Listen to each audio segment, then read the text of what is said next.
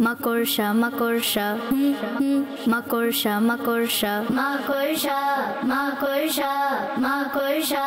মাকড়সা মাকড়সা মাকড়সা পিঁপড়ার সাথে খেলো ধাক্কা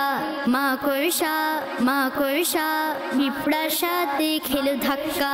পিঁপড়া বলে আমি আগে যাব মাকড়সা বলে আমি আগে যাব দুজনই বলে আমি আগে যাব আমি আগে যাব আমি আগে যাব আমি আগে যাব পিঁপড়ার খুব রাগ উঠলো মাকড়সাও মুখ ভাঙালো মাকড়সার মনে এলো ঝগড়া করা ভালো নয় যদি আগে পথ ছেড়ে দেই তাতে কোনো সমস্যা নেই